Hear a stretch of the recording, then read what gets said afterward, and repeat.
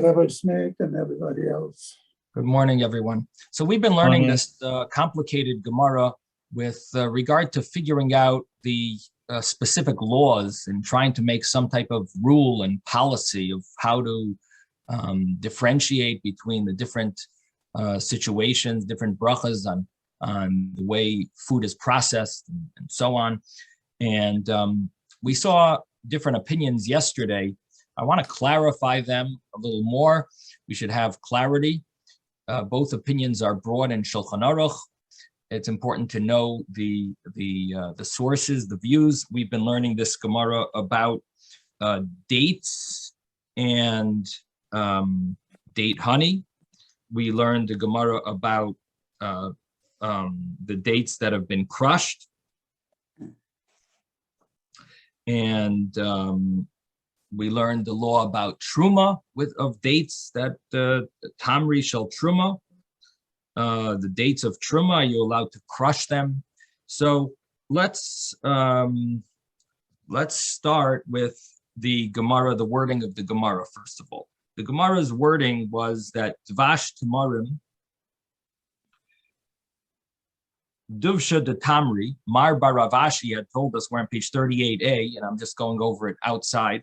We spoke about Mar Baravashi's statement that date honey would be, the bracha would be shahako. And we said the words because it's called zeya bialma. It's just some type of a moisture. It's not the actual fruit. It's a moisture. Therefore, the bracha on it would be shahako. Now, many of you understood from there, rightfully so, that that would be the same as probably fruit juices. Fruit juices are also considered zeya bialma, and in fact, Tues over here brings that mashkin in all types of fruits, mashkin, which means liquids from all types of fruits, would be the same bracha, would be considered shahakol, and be considered basically zeya, be considered this is not the actual fruit, it's just the moisture of it. And of course, the exclusion to this would be grapes and olives, because the liquid from grapes is wine, it's not shahakol, and the liquid from olives we mentioned would be the olive oil would be a ha'etz. So those are the two exceptions, but basically the law would be that juices made from fruits would be shahakol, similar to what the Gemara here says about date honey. Now, Tues interestingly mentions the question about beer. Beer is made from it's made from barley, and so we learned the Gemara earlier that barley, anything that has barley in it, is or any of the 5 grains is considered mezainos. And so, and we always consider any of the 5 grains as that's the primary. So Tues is bothered. So why do we recite a shahako on beer? And Tues mentions it could be that there's even a very large amount of the barley in the beer. A large amount means like a kezias 1/6, a kezias the size of an olive within the amount of 6 eggs would be like 1/6 of it could be beer. That's considered a substantial amount with regard to the after blessing and so on. So Tues is wondering maybe the bracha on beer should be mezainos, should be the bracha for like the grains. And Tues explains that drink as well is going to be shahako, and the reason would be, he says a few points. He says, number one, you don't have actual barley in the beer. Number two, number one, he says, you don't have the actual barley, you only have the taste of the barley. Number two, he says, barley, the real the real enhancement for barley is when it's made into bread, and you haven't made it into bread. So therefore, it doesn't reach that. It doesn't reach the stage of mezainis or hamaitzi. And third of all, he says, when it's drank, you say shahat. So he has these 3 points that he mentions over here regarding beer. Again, we're talking about liquids, and of course, beer comes up, and that's what Tues mentions about beer made from barley. Now, Yehuda, you had a question. I think you answered it, but my original question was if the wheat and the olives take a special bracha because they're one of the 7 species. So why wouldn't that be for the dates also?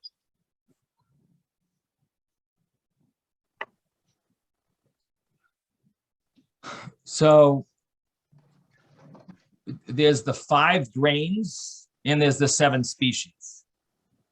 So the law is that any of the 5 grains that are in any other food, they are called primary. And so the bracha is always on them. Now, with regard to dates, I'm not sure exactly what your question is. I'm just clarifying one point before I get to your question. And that is regarding dates in any of the 7 species, we don't have that rule that any of the 7 species that are mixed with other foods, the primary would be the 7 species. Again, this special rule is the grains. A special rule about the grains, famous Rav and Shmuel that we had was that anything mixed with grain would be the bracha on the grain. And that's why the question would be beer, you have water and you have barley. So which one would be the main, what would be the main bracha? And Tues is asking that you would think it should be the barley because one of the 5 grains. And on that, Tues gives his three answers. Now you're connecting this with dates. So I'm not sure what what is the question regard, or is it not applicable now? No, okay. It's not applicable now. You answered it. Okay.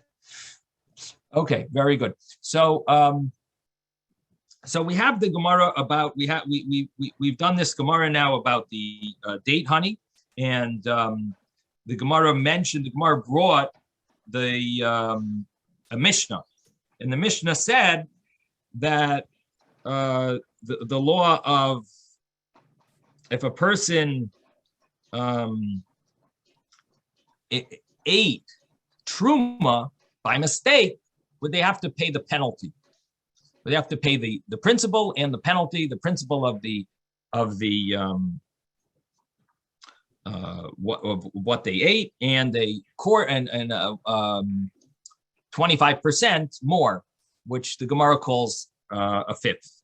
And so the Mishnah mentioned that there's 2 views. The person ate date honey, would they have to pay it back? And there's 2 views. One yes, one says you would have to pay the principal and the penalty. And Rabbi Yehoshua is paiter. Rabbi Yehoshua says he's exempt. And in fact, I'm just going to pull up the Rambam over here in chapter 11. The Rambam in chapter 11 mentions over here that you are not really supposed to make. The Rambam mentions here about truma that it's allowed to be. You're allowed to use it for eating, drinking, and smearing. First, in the olden days, they used to smear oil, and they would anoint oneself. And so the Rambam mentions that these are the 3 things that are allowed for a kohen to do. And you're supposed to eat things that are meant to be eaten, drink things that are meant to be drank, and smear things that are meant to be smeared or anointed. And you're not allowed to anoint oneself with wine or with vinegar, but person would be allowed to use oil to anoint oneself. And that would be with pure oil. With the impure oil, sometimes the truma became impure. So the law is that you would burn that truma. You could burn it, the impure oil, and that's called shemen sreifa. And, that would be the way to use the impure oil would be by burning it. Now, tamarim shel truma, what about dates? So it is permitted to press, to chabtzon, to compress the dates together and to gather them and make them into igul develo, which is a round cake of dates.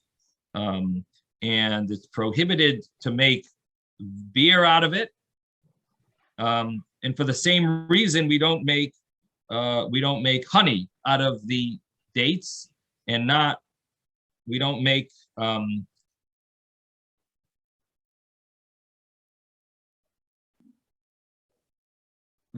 wine out of apples, and we don't make heiros hastav chemetz. We're not supposed to make the produce of the fall, which is the grapes that are of a low quality. We don't make them into vinegar because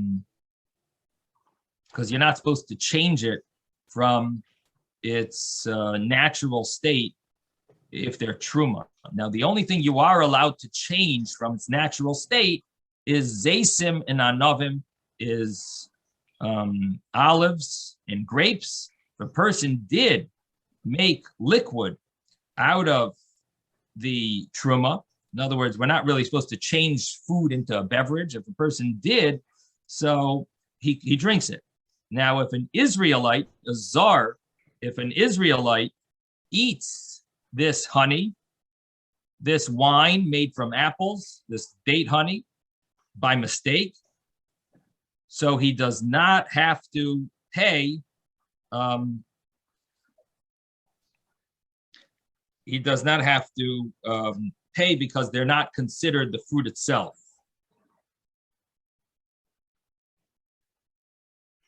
Now, the question is, what happens if you took it from a kohen? If you actually took it from, that's if it's in your property. What about if it's in the kohen's property? So of course you got to pay him back. We're talking about before you gave it to the kohen and you ate it. But if you already gave it to him, of course, now you're stealing. But here we're talking about if you ate it, so you don't have to pay, meaning you don't have to pay a kohen for the truma. You don't have to give him money because you were supposed to give this to a kohen and you didn't. So now you give him the value. So the goal is you don't have to make restitution. Rabbi? Just one second. It is interesting that the Rambam does not clarify if he just doesn't have to pay the fine or the initial amount. I mean, it sounds like he doesn't have to pay anything. That's what it sounds like. But I see on the bottom over here, they mention that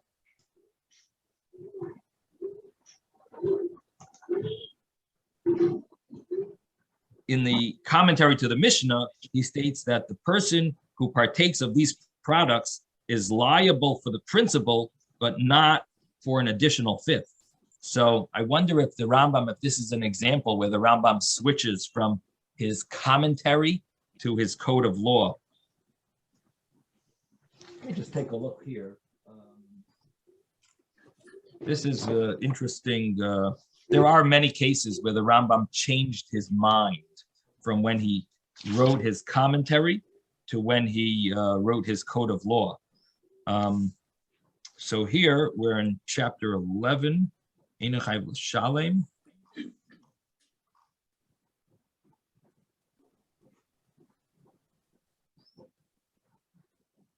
Yeah, it seems like even maybe the way they seem to explain it is if he took it from the kohen, he pays the initial amount, but he doesn't pay the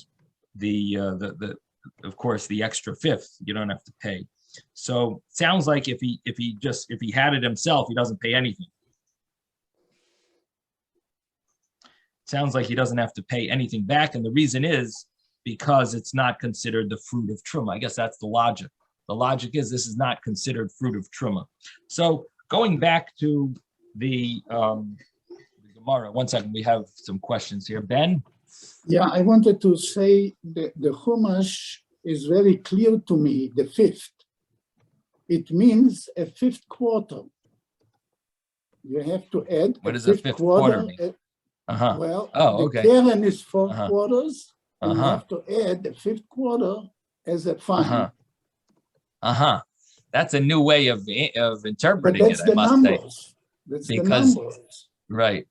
Normally, the way you interpret it is that the fifth means after you'll add on an amount, this will be considered the fifth. But your translation is very nice. It's the fifth quarter. I like it. Mathematically, it's a fifth quarter. It's the fifth quarter. Okay. The fifth quarter. Okay. They don't ask you for 2 quarters or 3 quarters. They ask you for 1 quarter, but it's a fifth quarter. Right. Okay. V'chamishisai, and it's fifth. But Yeah. where does it say the word quarter in the Torah? In the Torah, it tells you pay the value. The value, and it's fifth. And you want to say it means it's fifth quarter. Each fifth is another quarter. But it doesn't say the word quarter. No. A fifth. So how would you know to translate it means the fifth quarter? Maybe the fifth third. Maybe the fifth tenth. I don't know. Maybe, but you know that it's 25. Right. It's a nice explanation after you know what the meaning is. Right. If it was in thirds, Okay. it would be the fourth third. Right. It's fifth. Maybe. Okay, maybe it's fifth means the fifth of the fifth quarter. It sounds interesting. It's a nice, it makes it a little easier. Maybe it's easier to explain Each to fifth people. means a fifth of the total Keren. In other words, it has 4 quarters, so it would be Yeah. its fifth. Yeah. It's fifth. Oh. Interesting. Otherwise, it would have been 120 that you have to pay, not 125%, No, of course, that's the famous question of what does it mean the fifth? But normally we explain it to mean that it means after you calculate it in, this will be considered a fifth. And the way to do that is by calculating quarters. But you're sort of you're making the interpretation, you're fitting it in. Very nice. Okay. So, so we've just learned that date honey, if a person benefited from this date honey, he would not have to pay back. He would not have to pay truma to a kohen. Normally, if you eat truma, you have to pay a kohen the value of your truma that you were supposed to give the kohen. But date honey is not considered really truma. It's not. It's in fact you're not supposed to make date honey from truma dates. And it's not considered the fruit itself. It's, as our Gemara says, it's called zeya. Now, this is not all opinions. This is the opinion of Rabbi Yoshua, but that's who the halacha is, and we just saw it in the Rambam. The Rambam brings what the final halacha is, the law, and that is that you would not have to pay back. You would not have to pay anything to the kohen. So what I'm concluding here is that it doesn't mean you have to pay the principal. You don't even have to pay the principal, and that makes sense based on our Gemara that it's not called the fruit. And the same thing applies to the laws of bracha. So we're comparing the laws of truma and the laws of bracha, and we're basically saying that it doesn't have a law of the fruit. It's called zeya bialma. It's called moisture alone. And therefore, the bracha would be shahakal. Now, then the Gemara talked about trima. And trima was what we translated. We brought Rashi, that it's something that's crushed, but it's not completely ground up. It's not totally crushed into, into flour. It's not totally ground up completely, but it's crushed. And so they asked Rava, someone asked Rava what the bracha is, right? Rava said, and Rava didn't know what it is. And then someone said, well, what type of trima are you talking about? Are you talking about shumshami, sesame, or saffron, or pertany, or grapes, grape pits? What type of trima, which is crushed up? What type are you referring to? So in the meantime, Rava figured out what he meant was chashilasta or chashilta. Chashilta means something crushed up. He said, now I know you're talking about chashilta, something crushed. Now you're making me remember what Ravasi said, that dates of truma, you're allowed to make trima from them. So you have these dates of truma that you're going to crush them up, and you are allowed to make trima. Now, we just learned in the Rambam, you're not allowed to make beer from them. Beer, you're not allowed to make from the dates. And we also learned that you're not allowed to make date honey. But you are allowed to make trima from those dates. You're allowed to press them together, make this trima, whatever it is, crushing it up. You're allowed to make trima from the dates. And now the question that this person asked Rava was trima mahu. What is the bracha on trima? So Rava is telling him, the law is, I remember something about trima, that trima you are allowed to make from dates. Now, what would that mean to you? If you're allowed to make truma from dates, what bracha would it be? What does that sound like? If trima you are allowed to make from dates, it means that it's the fruit. It is the fruit. Sheikh beer, honey, you're not allowed to make from the dates. Why? That's not the fruit. That's not considered the fruit. You're changing it. You're doing something. You're taking the. This is not the real fruit. But trima, you're allowed to make from dates. That's truma, because this is the actual fruit, and the actual fruit is just in a different. You're just changing its form a drop. You're not making it into liquid. Right. It's considered. This is the actual fruit, and it is. It would be ha'etz. So what does the Gemara say? V'hilchasa tamri v'avdinu trima mavrachan lebar priya eitz. What's the reason? B'melsayu kaimi kedemei ikara. It is in its form the way it was originally. So the Gemara says that it basically dates that are made into trima, it stays in its form. Now, yesterday we had a very we spoke about the different opinions here, and I want to clarify them. But David, you have a question, David? Yeah, it says here in the Steinsaltz, the definition of trima, it's a beverage made from roasted grain and crushed fruit. So if it has roasted grain, doesn't that make it? I think you're talking about shasisa. No, it says trima. Trima means a beverage made from roasted grain and crushed fruit. That was the one that was unfamiliar to Rava, because he was Aramaic speaking Babylonian. He didn't understand until he understood this Babylonian equivalent. But this is trima. It's made from roasted grain. So my question is, why isn't that mazonos instead of the barach of the crushed fruit? I think there's a mistake there in the printing. Then I don't have the Stein. I don't have the Koran edition. I think Simone also has the Koran. Do you see trima over there? She's trying to show it to us over here. Trima. Okay, but you're showing me the wrong side of the page. Move it a little over. Move it a little to the left or to the right. Yeah, trima. Okay, now we're trying to see the Greek word beverage. I think it should be shasisa. Rava, who is that from? Well,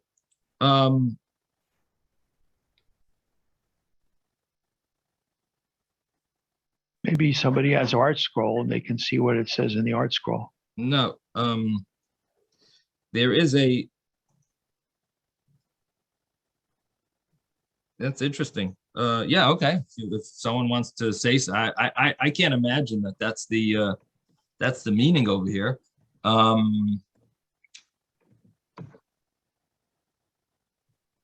That's interesting that he says that. Excuse me, Rabbi. Yeah. Okay, at the bottom of the page. I know you're reading the same thing that they just read from the it's Koran. That's not- very interesting. But it's, What? but that's not really, that just says language on the very top. In the main part of the Steinsaltz, it says that one of the sages said to Rava, what is the halacha with regard to terima, Terima?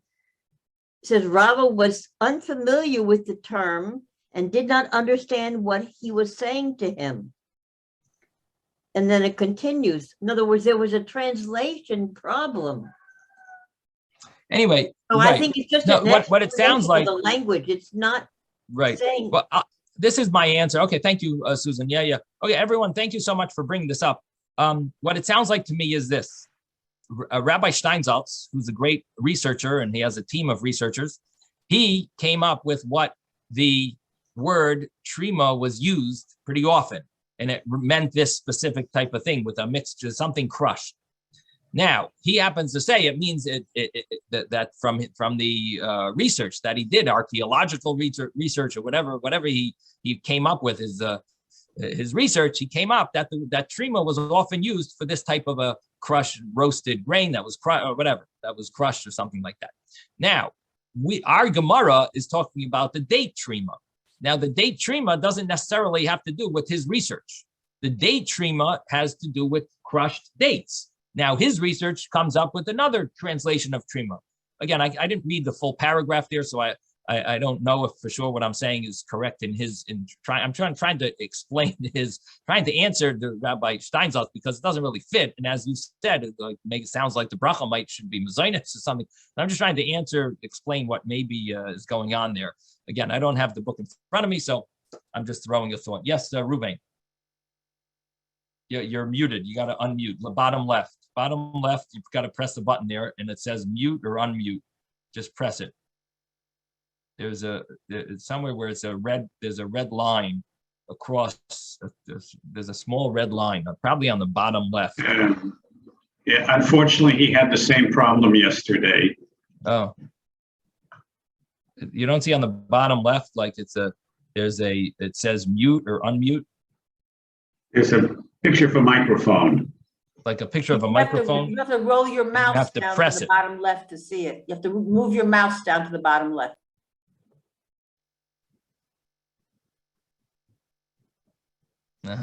Okay, well, my time is just about up over here. Ruvain, call me after, and maybe we'll try to figure it out. All right, so maybe give me a call, Ruvain, after the class, and we'll love to answer your question. In any event, bottom line is, so I wanted to let's just go over real fast what we concluded yesterday, so that we'll have clarity. We've been dealing with a big problem, big issue, and that is that what makes the bracha lose its status? What makes a food item lose its bracha status? And we were trying to figure out if it gets changed, does that make it lose its status? Or does it need to be changed and ruined to make it lose its status of a bracha? And how much change is needed in order to ruin its status? So what I brought for you yesterday was we brought the Alter Rebbe and the Mishnah Brura, and both mention these two, and of course the Shulchan Aruch and the Ramah, they mention these views. The origin of these views is the Rashi that we learned here, and how to interpret Rashi. Rashi says trima means it's not fully crushed. So the question is, do we interpret that to mean that if it would be fully crushed, would the bracha change? Would that automatically mean that the bracha should change because it's fully crushed? Or does that not play a role?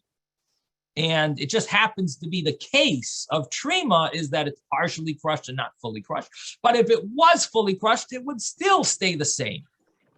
So again, there's two ways of learning this Gemara. We're learning our Gemara, and this is the source that we find in the Shulchan Aruch for these complicated laws of brachas regarding things that are changed from the original the way they are originally, and so the way Rashi puts it is that trima is, we're talking about the dates of trima, that they're crushed but not fully crushed, and the bracha with trima dates are ha'etz. Now, what would be if something would be fully crushed?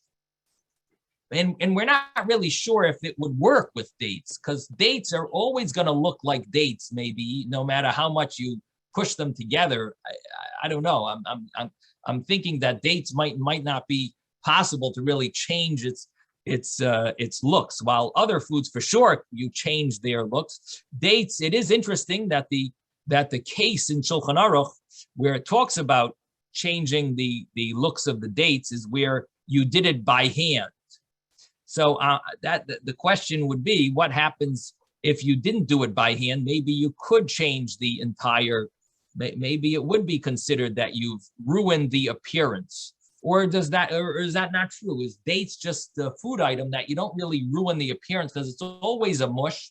And so you mushed it together a little more, a little less. It's basically a mush of dates. It's not like you change something from a solid into a liquid, from grain into flour, from nuts into a nut flour, from potatoes into potato flakes. This is not, this is, you're basically mushing it from a date form to another form. Is that really changing the appearance? So with regard to dates, it's a little unclear. In fact, the Mishnah Berurah, this is something that the Mishnah Berurah seems to question, that when these two opinions, do they argue about dates also, or are dates automatically always going to be ha'etz? And this we saw in the Mishnah Berurah, that it could be, he's not sure. He says there's two ways of looking at dates. Could dates always be ha'etz, or are there going to be, is it possible that even dates, there would be two views about? So let's pick other examples besides for dates that there are two views regarding. And these two views discuss if you changed a fruit or a vegetable or grain, and you changed it into a totally something that you don't see its appearance anymore, what would the bracha be in that case? So let's pick, for example, let's pick if you grind nuts. If you ground nuts and you changed its form. So ground nuts, according to the first view that the Mishnah Berurah brings, ground nuts would not retain its bracha, because once you ground something, it's not the normal way to eat it. Of course, if this was the only way people ate nuts was they ground them, then that would be the bracha, that would be fine. If that's the normal way, and the example would be ginger. Ginger, at least in the olden days, there was a custom to grind ginger and spices, mix it with honey, and that would be the way they would eat it. And that would retain its bracha even though it's ground. And that's even according to the view that says once you grind something, you ruin it. If the way to eat ginger is through grinding it, then it retains its bracha even after it's ground. If that would be the way to eat it, and that's the derech, the common way to eat it, that would retain its bracha. And the other example that's given for such a thing are roses. In the olden days, they would eat ground. They would take roses and they would finely cut them and then fry them. I don't know if any. I mean, I guess we eat certain flowers, and I've seen flowers in different foods as full Are you a whole talking about flower. regular roses? I don't know, but this is what's brought down in our books. So again, don't eat anything that might be dangerous.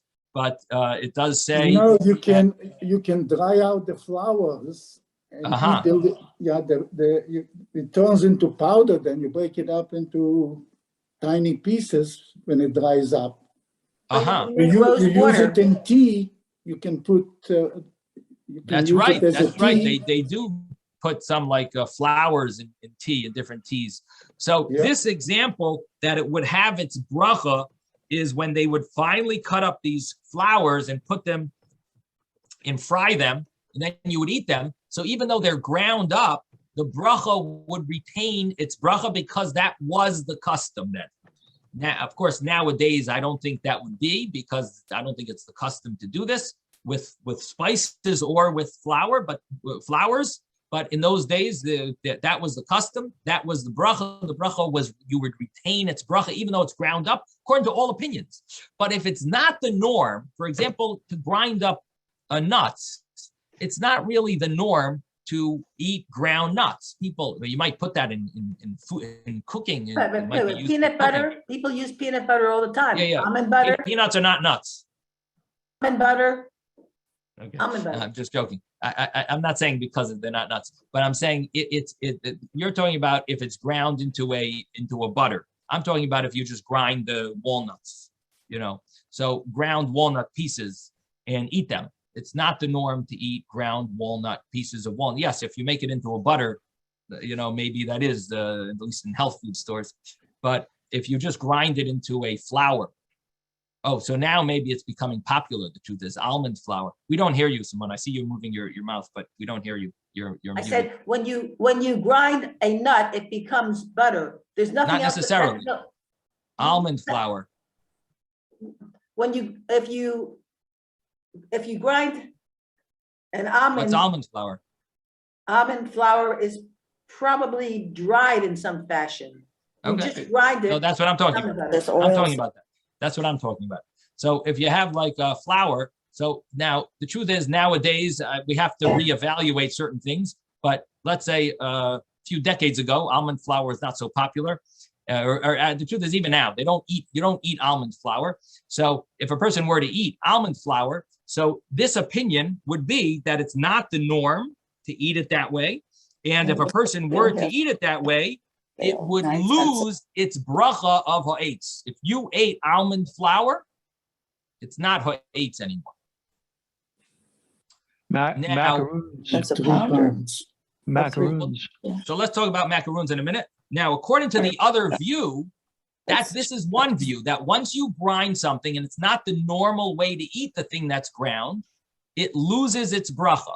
Now, however, if according to the other view, if you grind something, it doesn't lose its bracha, only if you ruined its taste. So I don't know what almond flour tastes like, but if it still tastes the same as almonds, the bracha would be the same. If you ruined its taste, then the other opinion says that you've ruined it, you lost its bracha. But if you didn't lose its taste, so it's fine, you ground it, you change its form, no problem. The bracha stays the same. So these are the two views. It's based the source of this view again is this Rashi. What happens if it is fully ground? If trima, let me mute everyone. If trima was fully ground, would that change something? So again, if it's the norm to eat something fully ground, then it retains its bracha. But if it's not the norm to eat it that way, we have two views of how to deal with something that's fully ground. Now, the view that says that something fully ground still retains its bracha, there is an exception to that view, and that is if it's going to be made into bread. If it's like flour that was ground, that would lose its bracha because it's going to be made into a bread. If something's going to be made, if something is meant to be made into an enhanced something, some type of a enhanced type of thing, that then it would actually lose its bracha. Even though, so again, I should say there's two exceptions. One is if you ruin the flavor, and the other is if you are, once you're changing it from its original form, but the real change is meant to be made into bread, and if you didn't do that and you're eating it the way it is, partially changed from the way it was, then you actually lose its bracha. This is according to the view that once that changing something doesn't normally lose its bracha, but these are the two exceptions of changing something that will lose its bracha. The other opinion is every time you change something from its appearance has changed, the bracha is automatically lost unless it's the norm to eat it that way. So that's the first view and the second view. And this is how you're gonna now we could take some different cases and try to figure them out. I'm just gonna mention, David mentioned macaroons. Now macaroons, there are two types of macaroons. There's nut macaroons and there is coconut macaroons. The nut macaroons are ground into flour, and the bracha on them, I believe, should be shehakol. The bracha on nut macaroons would be shehakol. Now, you may say that one view here would hold that nut macaroons should be ha'etz, because the nuts, you ground them into flour, you change it, but that shouldn't change the bracha.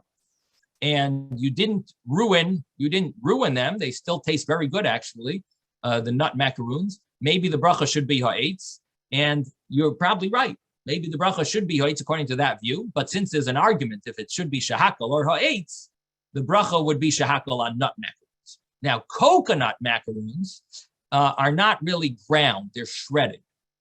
And coconut macaroons that are shredded, so the bracha would be ha'etz according to all views, even though my kids' bracha book from school, I've argued with them and I've told them that if they should change it, they write macaroons are shehakol, and I've argued with them, hoping that one day they'll change it. I believe coconut macaroons are ha'etz, and I believe it's according to all views because they're not totally ground up. So, and you haven't ruined the coconut. So it would seem to me that the bracha on coconut macaroons is ha'etz according to all opinions.